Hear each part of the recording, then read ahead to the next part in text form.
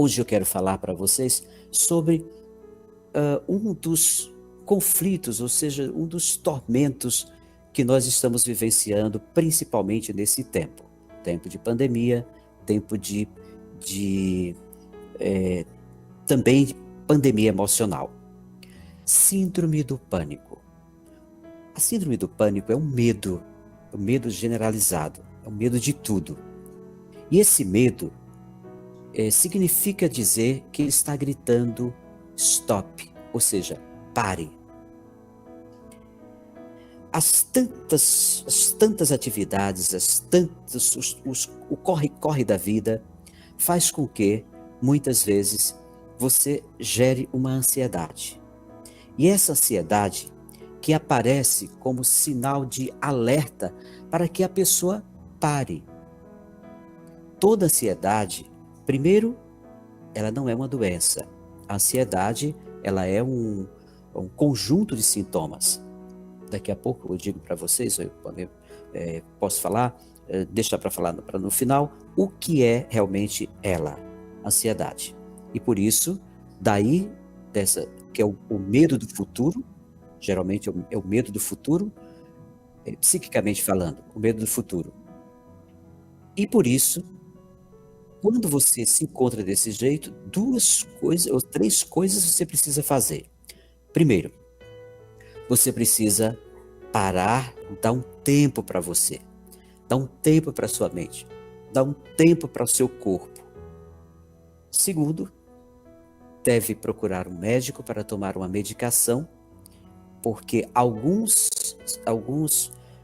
hormônios, vou chamar de hormônios para você entender bem, que são os neurotransmissores, alguns hormônios estão ou faltando ou em alta, ou em baixa ou em alta. E por isso precisa tomar uma medicação para equilibrar essa questão hormonal.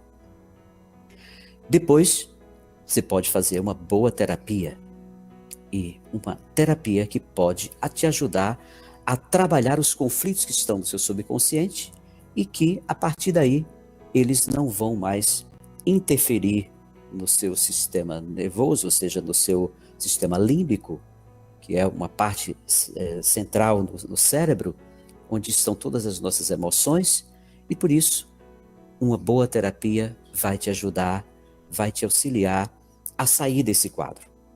Pois bem, agora, pensar demasiadamente gasta serotonina, porque veja que é a mente que vai gerando tudo isso. É um pensamento demasiado. Gasta serotonina. O que é serotonina?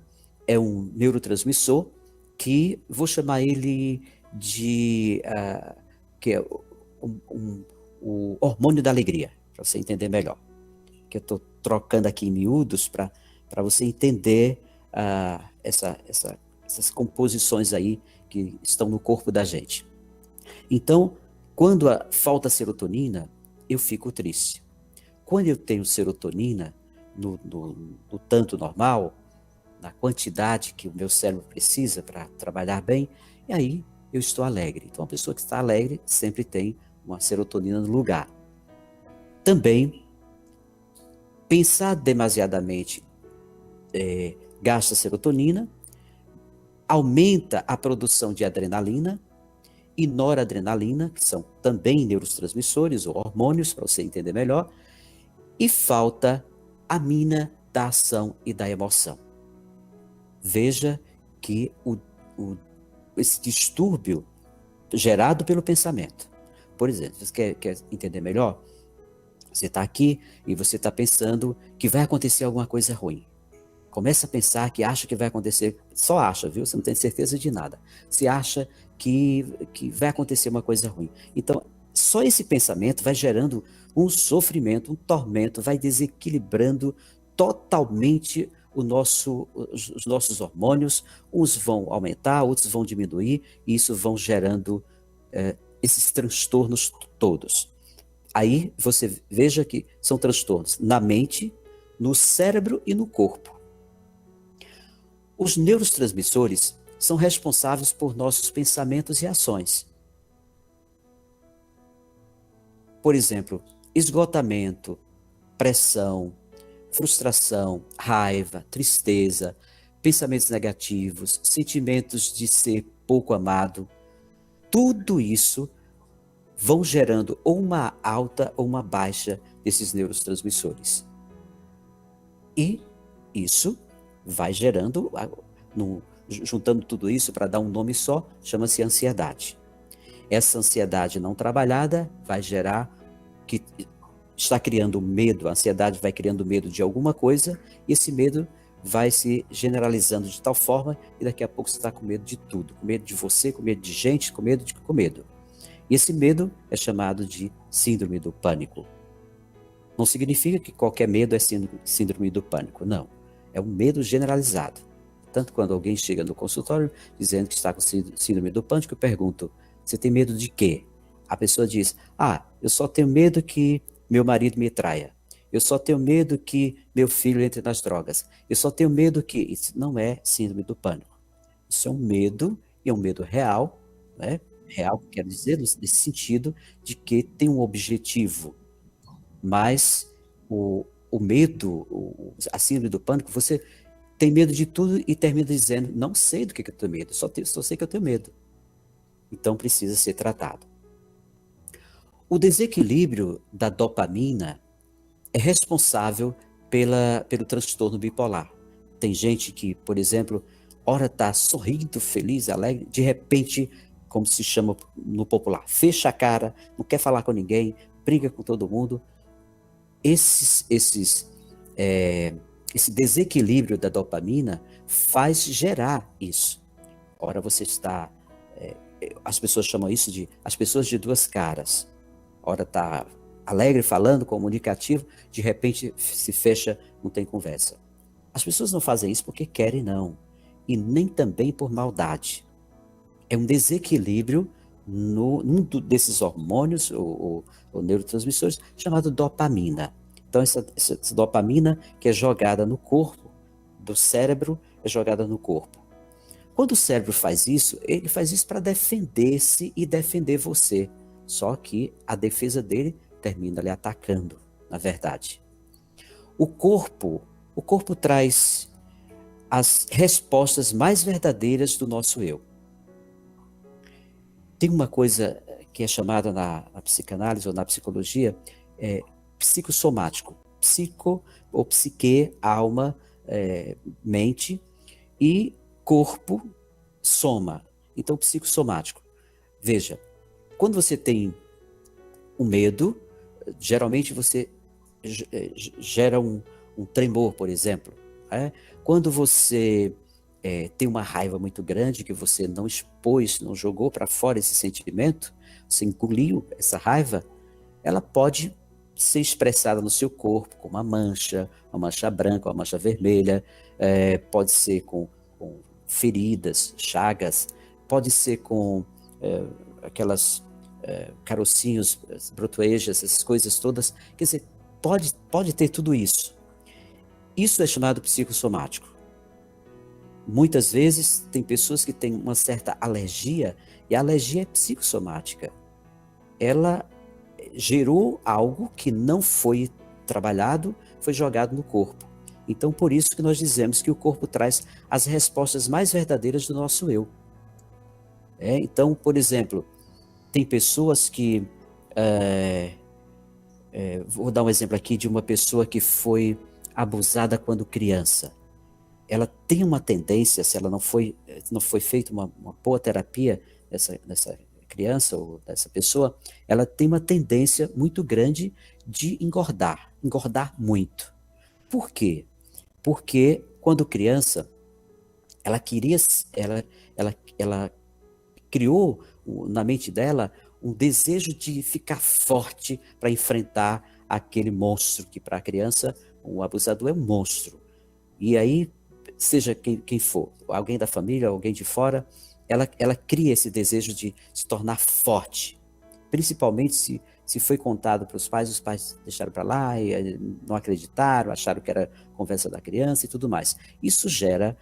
E aí a mente dela diz para ela, menina, você tem que ficar forte. E forte, que a mente entende, é engordar. Ficar forte é engordar. Entendeu?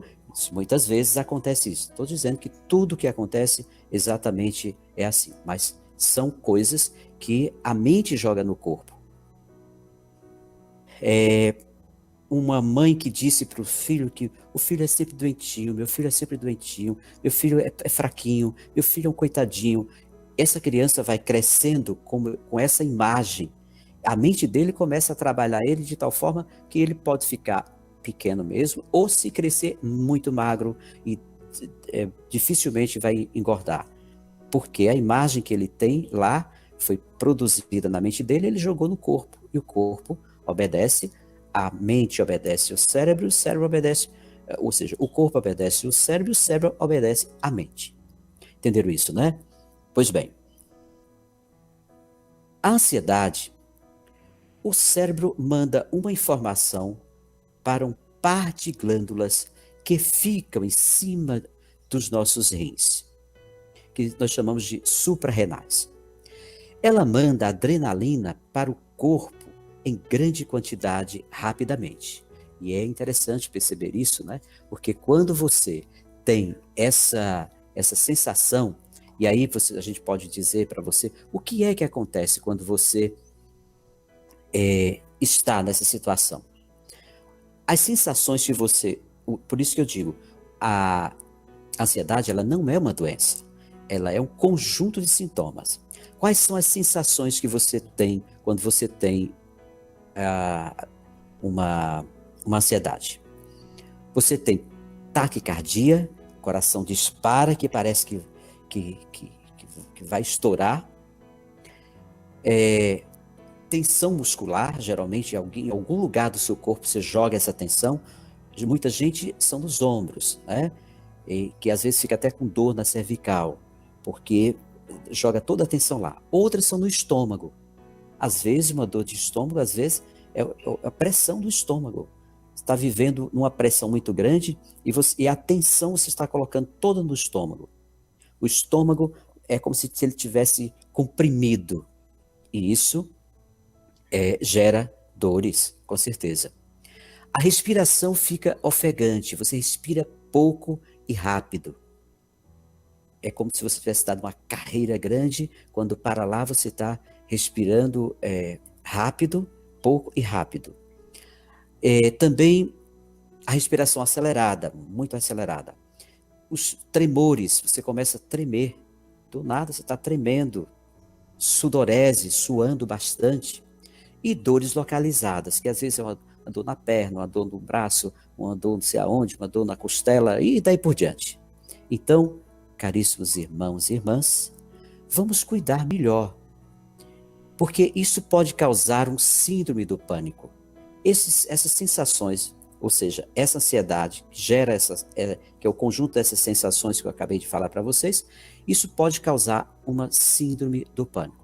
Nem sempre, mas na maioria das vezes, não trabalhada, isso vai continuando, isso vai, junta tudo isso, aí vem os conflitos dos filhos, os conflitos no casamento, os conflitos no trabalho, os conflitos entre amigos, os conflitos e conflitos, veja que vai cada dia mais aumentando estas sensações, aumentando esta ansiedade e vai, vamos dizer assim, está correndo para se tornar uma síndrome do pânico.